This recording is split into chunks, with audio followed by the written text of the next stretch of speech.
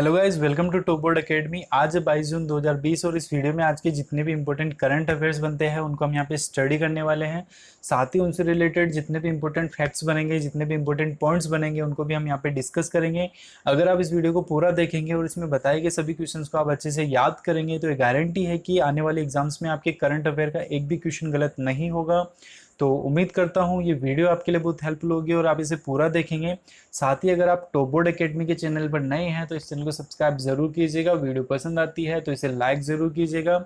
अगर आप इस वीडियो का पीडीएफ फॉर्मेट डाउनलोड करना चाहते हैं तो इसे आप हमारे टेलीग्राम ग्रुप से डाउनलोड कर सकते हैं। टेलीग्राम ग्रुप का लिंक मैंने डिस्क्रिप्शन में दिया है, वहाँ से आप इसे डाउनलोड कर सकते हैं। तो चलिए आज की वीडियो की शुरुआत करते हैं।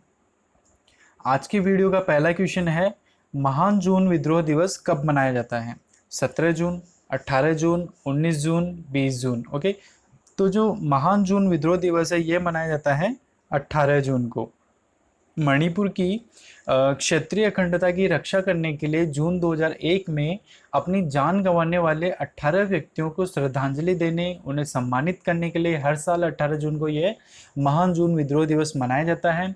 और इस साल जब 18 जून को यह महान जून विद्रोह दिवस मनाया गया तो यह 19वां महान जून विद्रोह दिवस था। ठीक है, 19वां महान जून विद्रोह दिवस था। और ये कहाँ मनाया गया था? मणिपुर के केकरुपत में ये मनाया गया था। अब मणिपुर की यहाँ पे बात हुई है तो मणिपुर के मुख्यमंत्री कौन है? एन बीरेन सिंह। और यहाँ के राज्यपाल कौन है? नजमा हेपतुल्ला। ओके, चलिए नेक्स्ट क्वेश्चन पे चलते हैं। नेक्स्ट क्वेश्चन है, किसके द्वारा पीएम स्वनिधि योजना का कार्यान्वयन किया जाएगा? ऑप्शन हो गए SIDBI, HDFC bank, SBI, PNB bank. Okay, तो जो पीएम स्वनिधि योजना है इसका कार्यान्वयन कौन करेगा? इसका कार्यान्वयन करेगा SIDBI. Okay, SIDBI small industries development bank of India. Small industries development bank of India PM Svanidhi योजना का कार्यान्वयन करेगा, इसका संचालन करेगा। अब यहाँ से पीएम स्वनिधि योजना क्या है? पीएम स्वनिधि योजना स्ट्रीट वेंडर्स के लिए एक विशेष प्रकार का लघु ऋण मुहैया कराने वाली सुविधा है। मतलब जो कोरोना में, लॉकडाउन में जो स्ट्रीट वेंडर्स थे जिनका धंधा बिजनेस चौपट हो गया था तो उन्हें फिर से अपना बिजनेस शुरू करने के लिए इस योजना के तहत एक लोन दिया जाएगा। ठीक है, तो ये सुविधा पीएम स्ट्रीट वेंडर्स के लिए है। ओके, अब यहाँ से सिडबी की बात कर लेते हैं। सिडबी की जो स्थापना है वो कब हुई थी? 2 अप्रैल 1990 को। 2 अप्रैल 1990 को सिडबी की स्थापना हुई थी। इसका हेडक्वार्टर कहाँ पे है? लखनऊ में। ठीक है, हेडक्वार्टर कहाँ पे है? लखनऊ में है। और इसके अध्यक्ष और प्रबंध निदेशक कौन है? मोहम्मद मुस्तफ़ा। ओके, और इंडिया में 4 ऑल इंडिया फाइनेंशियल इंस्टीट्यूट है जिनमें से सिडबी भी है। और इनका जो कंट्रोल है वो कौन करता है? आरबीआई करता है।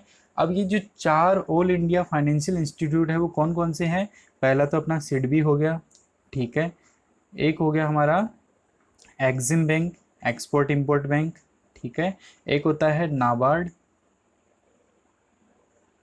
ठीक है, और एक होता है एनएचबी। ये 4 इंस्टीट्यूट है जो पूरे ऑल ओवर इंडिया में फाइनेंशियल इंस्टीट्यूट है। और इनका रेगुलेशन या फिर कंट्रोल कौन करता है? आरबीआई करता है, रिजर्व बैंक ऑफ इंडिया करता है। ठीक है, चलिए नेक्स्ट क्वेश्चन पे चलते हैं। नेक्स्ट क्वेश्चन है, निम्न में से कौन सी कंपनी भारत की पहली 150 बिलियन डॉलर की कंपनी बनी है? ऑप्शन हो गए Tata consultancy services, Reliance industries limited, Hindustan Unilever और इन्फोसिस। ओके, तो जो 150 बिलियन डॉलर की जो भारत की पहली कंपनी बनी है वो कौन है?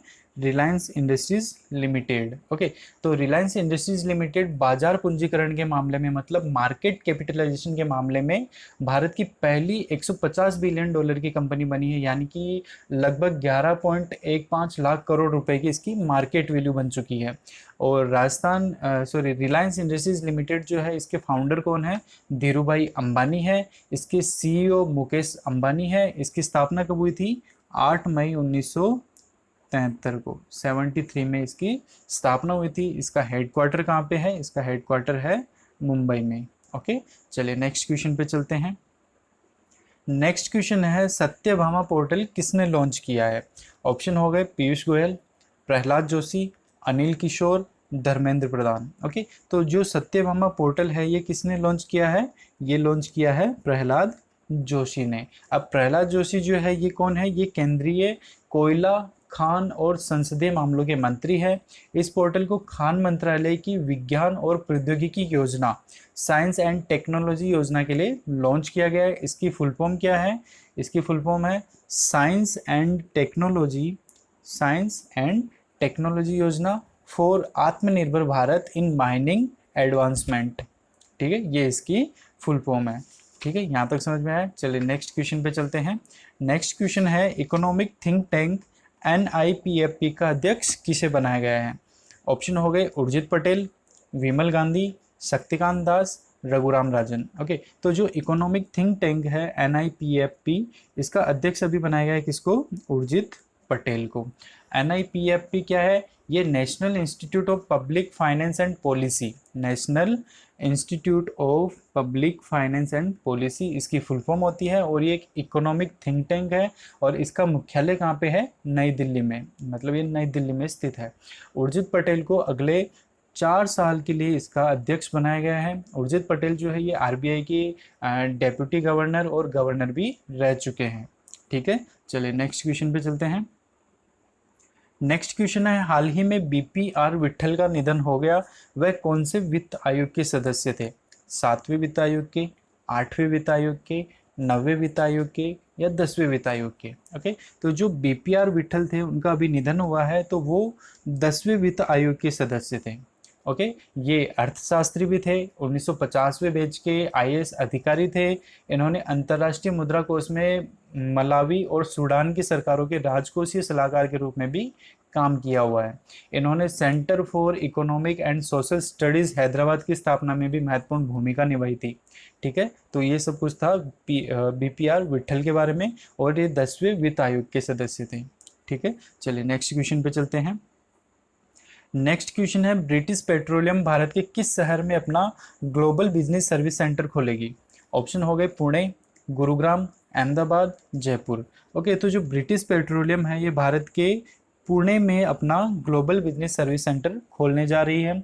और ये जो सेंटर होगा ये ग्लोबल बिजनेस सर्विसेज के संचालन के लिए बनाया जाएगा। इसे जनवरी 2021 से स्टार्ट किया जाएगा, जनवरी 2021 से स्टार्ट किया जाएगा, और इसके स्टार्ट होने से लगभग 2000 लोगों को रोजगार मिलेगा। ठीक है, अब यहाँ से ब्रिटिश पेट्रोलियम के बारे में हम समझ लेते हैं कि यह ब्रिटिश पेट्रोलियम जो है multinational oil and gas company है, और इसका हेडक्वार्टर कहाँ पे है? लंदन में। इसका हेडक्वार्टर कहाँ पे है? लंदन, UK में इसका हेडक्वार्टर है। इसकी स्थापना 14 अप्रैल 1909 को हुई थी, मतलब आज से लगभग 111 साल पहले इस कंपनी की स्थापना हुई थी। और यह दुनिया की छठे नंबर की सबसे बड़ी ऑयल एंड गैस कंपनी है। ठीक है, यहाँ तक समझ में आया। चलिए नेक्स्ट क्वेश्चन पे चलते हैं। नेक्स्ट क्वेश्चन है, खेल मंत्रालय जिला स्तर पर कितने खेलो इंडिया सेंटर की स्थापना करेगा? ऑप्शन हो गए 100, 500, 1000, 1200। तो जो खेल मंत्रालय है ये हर स्टेट में जिला स्तर पे खेलो इंडिया सेंटर की स्थापना करने वाला है, और इनकी संख्या कितनी होगी? 1000 खेलो इंडिया सेंटर, KIC, खेलो इंडिया सेंटर KIC की स्थापना करने वाला है। इस सेंटर को या तो पहले के जो चैंपियन रह चुके खिलाड़ी है वो चलाएंगे, या फिर इनमें उनको कोच बनाया जाएगा। ठीक है, और इन सेंटर का मेन टारगेट क्या होगा कि जो आने वाले एथलीट है उनको ट्रेनिंग देना, अच्छे से ट्रेनिंग दी जाएगी उनको। और इस या फिर जो पुराने चैंपियन रह चुके हैं, जो पुराने चैंपियन रह चुके प्लेयर्स, तो उनको भी एक इनकम का सोर्स मिलेगा, क्योंकि उनको इसमें कोच बनाया जाएगा, तो उनको भी एक इनकम का सोर्स मिल जाएगा। तो ये इसका मेन टारगेट है। ठीक है, अब यहाँ से यूनियन स्पोर्ट मिनिस्टर कौन है? यूनियन स्पोर्ट्स मिनिस्टर मतलब केंद्रीय खेल मंत्री कौन है? वो है किरेन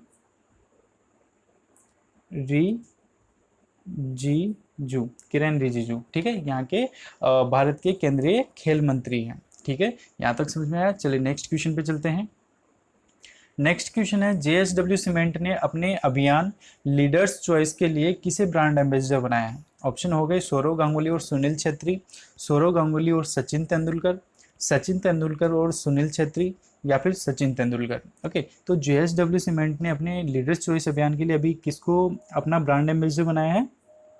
सौरव गांगुली और सुनील छेत्री को। यह अभियान पश्चिम बंगाल, बिहार और उड़ीसा में चलाया जाएगा। लीडर्स चॉइस जो है जेएसडब्ल्यू ग्रुप का पहला ऐसा मार्केटिंग अभियान है जिसमें इंडियन स्पोर्ट्स स्टार्स को शामिल किया गया है। अब जेएसडब्ल्यू सीमेंट का जो हेडक्वार्टर है वो कहाँ पे है? मुंबई में। कहाँ पे है? मुंबई में इसका हेडक्वार्टर है। ठीक है, चलिए नेक्स्ट क्वेश्चन पे चलते हैं। नेक्स्ट क्वेश्चन है, हर साल विश्व शरणार्थी दिवस कब मनाया जाता है? तो जो इसका ऑप्शन हो गए 18 जून, 19 जून, 20 जून, 21 जून। ओके, तो जो हर साल विश्व शरणार्थी दिवस है ये मनाया जाता है कब? 20 जून को। हर साल 20 जून को विश्व शरणार्थी दिवस यानी वर्ल्ड रिफ्यूजी डे मनाया जाता है। यह विश्व शरणार्थी दिवस 2020 का जो मेन उद्देश्य है वो ये है कि दुनिया को याद दिलाना कि शरणार्थी हो या फिर कोई भी हो, वो हर कोई समाज के प्रति योगदान करने में सक्षम है, वो समाज के प्रति अपना योगदान दे सकता है। ठीक है, और विश्व शरणार्थी दिवस 2020 का जो विषय है वो क्या है? Every action counts. Every action counts, यह विश्व शरणार्थी दिवस 2020 की थीम है, उसका विषय है। ठीक है, अब यहाँ से यूनाइटेड नेशंस संयुक्त राष्ट्र के अकॉर्डिंग रिफ्यूजी कौन होता है, शरणार्थी कौन होता है, तो उसके अकॉर्डिंग ये है कि वह इंसान जो जाति, धर्म, राष्ट्रीयता या फिर किसी विशेष सामाजिक समूह में सदस्यता या राजनीति के कारण उत्पीड़न के डर से अपने घर और देश से भाग गया है, उसे रिफ्यूजी कहा जाएगा, उसे शरणार्थी कहा जाएगा। ये यूनाइटेड नेशंस ने शरणार्थी रिफ्यूजी की डेफिनेशन दी है, परिभाषित किया है उसको। अब यहाँ से यूनाइटेड नेशंस के बारे में हम देख लेते हैं। तो यूनाइटेड नेशंस जो है, यूएन जो है, इसकी स्थापना कब हुई थी? 24 अक्टूबर।